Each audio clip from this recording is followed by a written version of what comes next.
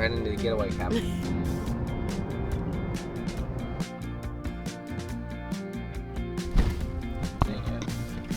Joseph and Period. This place is so cute already. How cute.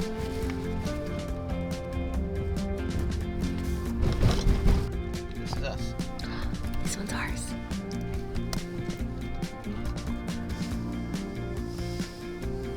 How freaking cute is this?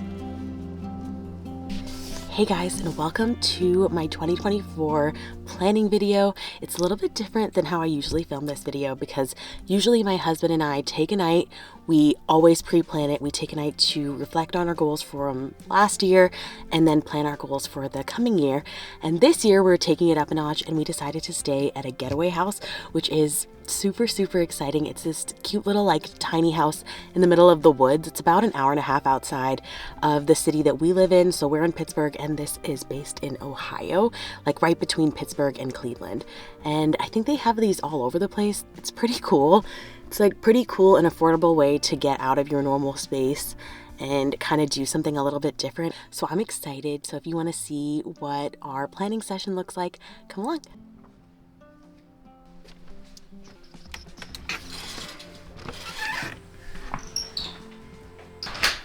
So this is our cabin. I've always wanted to stay in a little tiny home. So I'm so excited for this. But you've got your big windows for the outside and another one over here. Comes with basically everything that we're going to need to cook dinner later, which I'm pretty excited about. We also got stuff to make a fire. And then over here they have some activities and a couple of s'mores kits that we may or may not get into.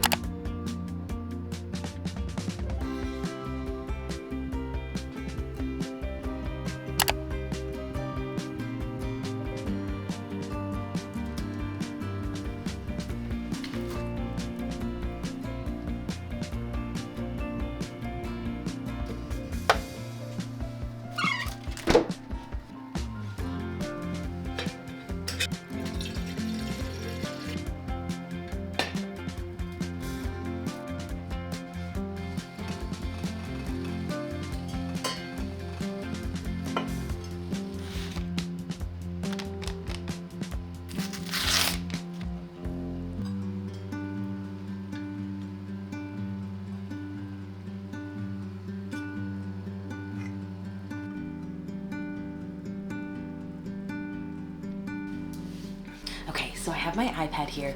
My iPad is really the only tech that I brought on this trip, and that's because I really don't use my iPad for any sort of content consumption.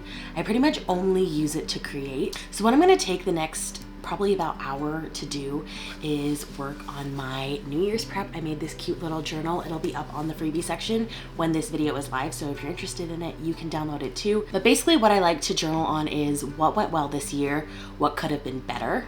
I like to do a life evaluation, so I break up my life into sections like family and friends, home, career, things like that, and I rate what I think it is out of 5 stars, and then that helps me kind of jog my mind as to what I want to work on this coming year. Then I do a gratitude and I do a big picture exercise, and this might be my most important one out of the whole bunch. So if you work on any of them, do the big picture exercise, and basically what it is what is going to matter to you 10 years from now, because a lot of the times we get stuck on these little tiny macro details of our lives that we want to be perfect, but what's really going to matter to you in 10 years, that's the stuff that you need to prioritize, and this exercise always does that for me and helps me know if I'm on the right path. Then we journal a little bit on moving forward, on habits. Then we goal set. It's a much smaller part of the process for me. And then we make a vision board, which will be super exciting. I'll of course show you my vision board when I work on it as well. I'm probably not going to show you any of my journaling because it's super personal, and I would recommend you not show other people your journals as well, because that kind of stuff, especially negative stuff, you don't really need to share with other people, I think, all the time. That can be something that you put down, and then the concept of it is that you're putting it down, you're getting it out of your brain, and you're kind of giving it away. So that's what I'll be working on right now. If you're journaling, we can do it together. I'll put some like fun, cozy music on, and then we will get to our vision boards, which I'm really excited about. And then when I get home tomorrow, we'll set up our January planner. I have a bit of a hot take on goal setting, and that's that half of goal setting is clarity, and that's why things like planners and vision boards work for people. But I think part of getting clarity is really narrowing down on what you actually want. Sometimes the wants of everyone in our life or the larger social landscape can cloud our vision for ourselves. And if you work towards goals that aren't even meaningful to you, then there's nothing left for what you actually wanted in the first place. Most of the big changes in my life started to happen when I got really honest with myself about what was really important to me, and I let some things go. Some things you're putting down on your list of goals and they aren't getting done year after year. Is it really because you suck and can't get anything done? Or is it because you have other things that take precedence in your life? Important things. Things that might matter more to you in 5, 10, or even 20 years. Don't get me wrong. I think some things that don't get done could be priorities that'll matter for your big picture. And in that case, what's currently taking up your time and space that isn't important? These are the kinds of things I like to journal about before I goal set. What works, what doesn't? Am I on track for the most important things in my life? Things my 80-year-old self will be grateful for. Will these things matter then? They're different for everyone, and if you're prioritizing the stuff that's not what's most important, let that stuff go.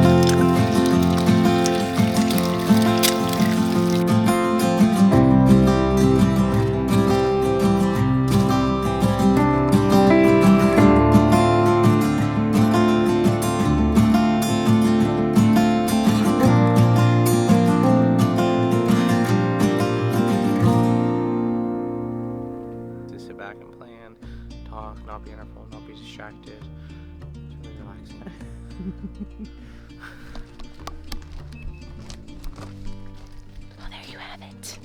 Anyways, we had a really good time. I would totally recommend Getaway Cabins to anybody. We got a lot done in a short amount of time. The only thing I wish is that we booked for 2 nights instead of 1.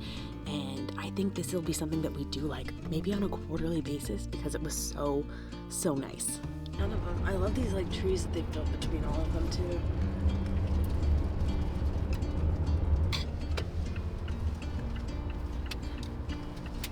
That was really fun.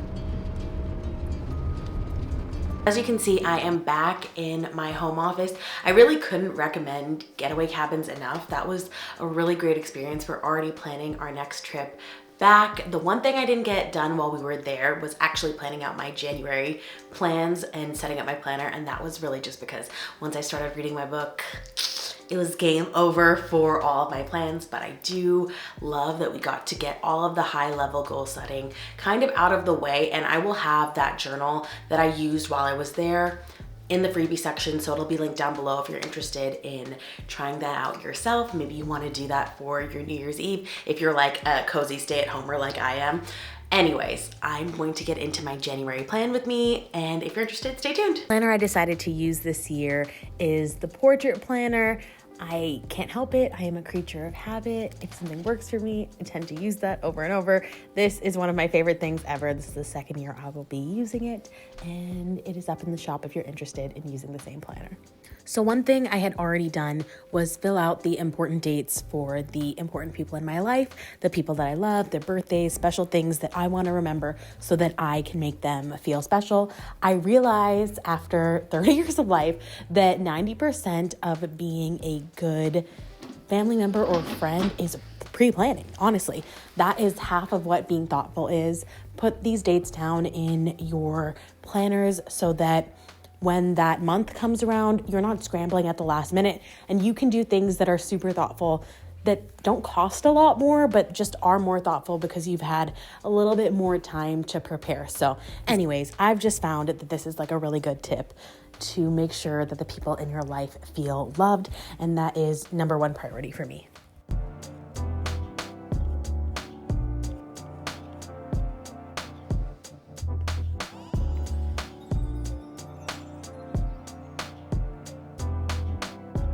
The next thing I do is just move those dates over to my quarterly planner. This is also where I put in a lot of work things that I know are coming up and projects that I'm going to want to focus on in certain seasons, so I can stay a couple of months ahead of what I'm hoping to do. So that's what goes here. I also like to break up my big picture goals into monthly milestones to reach. And this really will depend on what kind of goals you're setting. But one little one that I can tell you about for me is I'm really trying to read 100 books this year, which is quite the jump from how many I read last year. And I'm hoping that I'm able to do that. But what I have done is broken up that 100 into how many books I need to read a month, just a little over 8. I'm going to try to aim to read 2 books a week, and we'll see if we can make that happen. Which brings me to a question for you. Would you be interested in seeing more reading content, like what I've read in a month and things like that? I am planning on upping how much I'm reading this year, so it would be fun. I'll probably have a lot of things to share.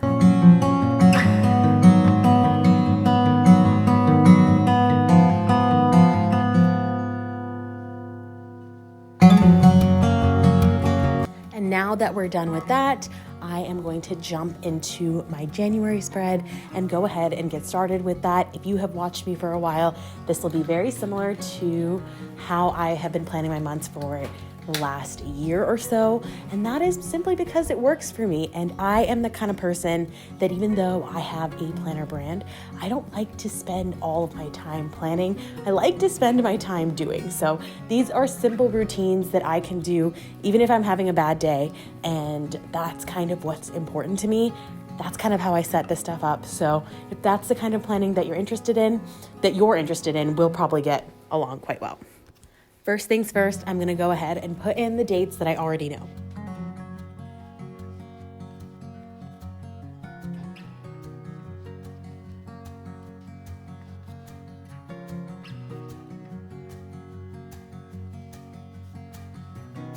And now I'm going to pop over to my January goals page and set up my top 3 for the month.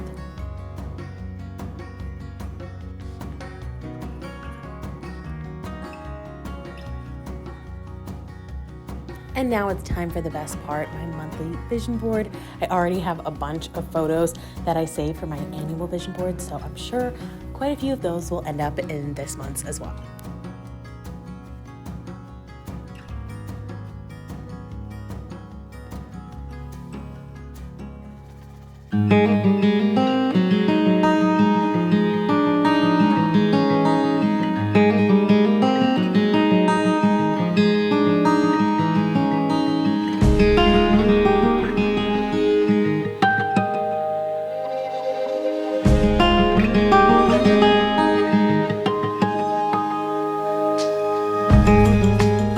If I would give one piece of advice for vision boards, I would say make your goals first and find your images after. Don't let Pinterest be the driver of your vision. Let you be the driver of your vision. Decide what you're interested in first, and then look for photos that are reflectant, that remind you, that serve as a reminder of the things that you're interested, the goals that you're interested in pursuing, and then of course, grab some fun ones while you're at it.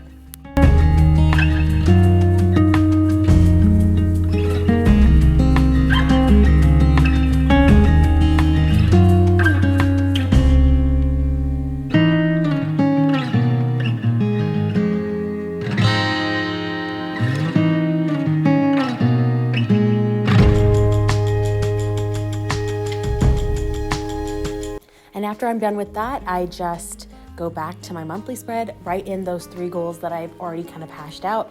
I will write in the rest of what's going on for the month, and then go ahead and fill in any other dates that have come to mind in the process, because sometimes they have, and set deadlines for things that I have mapped out in my action plan.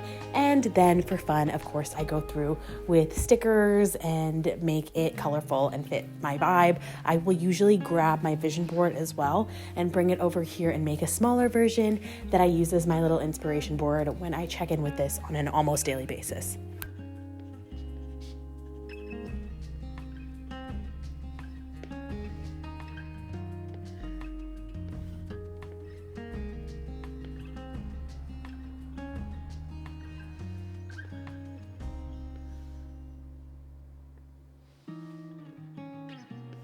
And that is my plan for 2024 and for January 2024 specifically.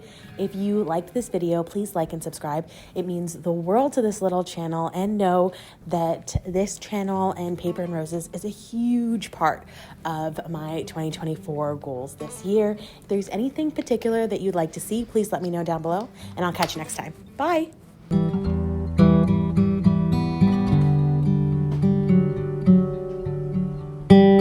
Thank you.